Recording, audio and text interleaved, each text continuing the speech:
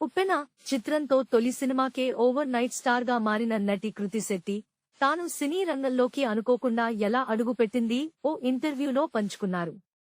ఒకప్పుడు వరుస ఆఫర్లతో దూసుకెళ్లిన ఆమె ప్రస్తుతం ఫ్లాపులతో సతమతమవుతూ తమిళ చిత్రాలపై దృష్టి సారించారు. తన కెరీర్ ఆరంభం గురించి కృతి మాట్లాడుతూ, నేనొక కమర్షియల్ యాడ్ ఆడిషన్ కోసం స్టూడియోకి వెళ్లాను. ఆడిషన్ తర్వాత నన్ను తీసుకెళ్లడానికి నాన్న రావాల్సి ఉండగా ఆయనకు కాస్త ఆలస్యమైంది. ఆ ఖాళీ సమయంలో పక్కనే ఉన్న మరో స్టూడియోలోకి వెళ్లాను. అక్కడ ఒక సినిమా ఆడిషన్స్ జరుగుతున్నాయి.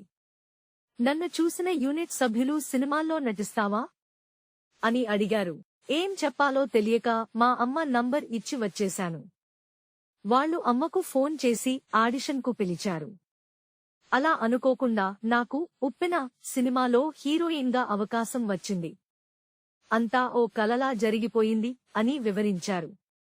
ఉప్పెన బ్లాక్ బస్టర్ విజయం తర్వాత కృతి శెట్టికి అవకాశాలు వెల్లువెత్తాయి.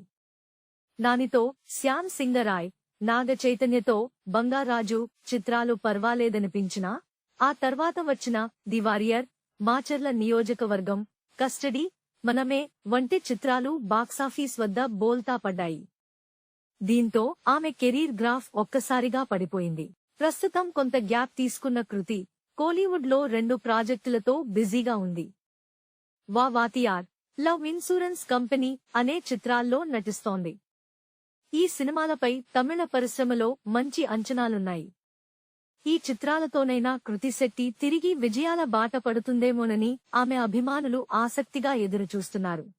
Please subscribe BCN channel. Please subscribe BCN channel. ఇందులో మీకు కావాల్సిన అన్ని రకాల హంగులు ఉంటాయి.